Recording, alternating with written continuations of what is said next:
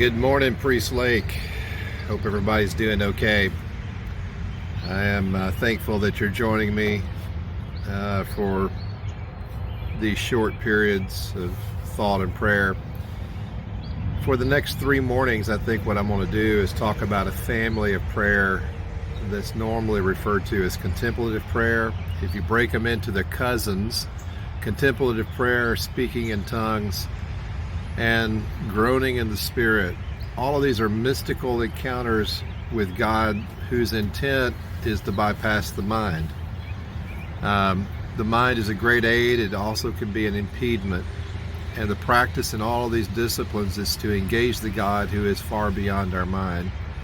I talked a little bit about a form of that the other day when I talked about sitting on the porch and visualizing Christ walking up, and me letting him into my house, and me sitting on the front porch and not following behind him to see what he's doing. That's a form of contemplative prayer, or a prayer of release, or a prayer of faith, where I engage God without my mind needing to know what he's doing. Contemplative prayer, or centering prayer, and there's so many varieties of that, is a prayer of discipline where I try to engage God and be present to him without thinking the thoughts of God, without thinking the thoughts in my mind. One way that I do that is I picture myself sitting underwater. This comes from Thomas Keating, open mind, open heart, these ideas. And thoughts are like the boats that are passing over my head. I can't stop the thoughts from coming, but I can make a decision not to get up in that boat and travel down that thought.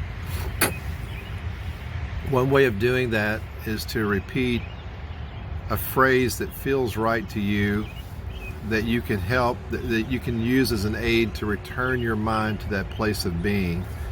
The phrase that I often will use is Jesus Master. And in that, I'm not thinking about all the ways that Jesus is my master or the master of the world. It's an attempt to bring myself back under his dominion and that place of trust where I don't need to know what he's doing. Jesus Master. And so I will sit for a period of time and attempt to be present. Another way of doing it is to picture him sitting beside you, and you're both looking out into the scene of nature before you, and not talking, but not thinking about different aspects of that.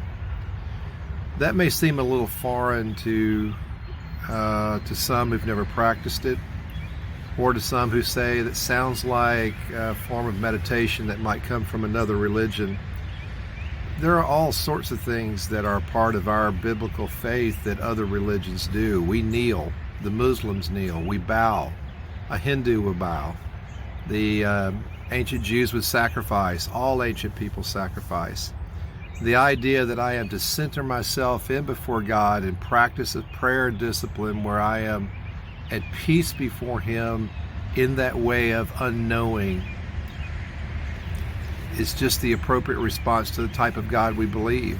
If other religions practice something like that, that's okay. So, okay, I know that's a lot to think about, or not think about. So you guys have a great day, and I love y'all. It's going to be another beautiful day. I look forward to being together with y'all real soon. All right, bye-bye.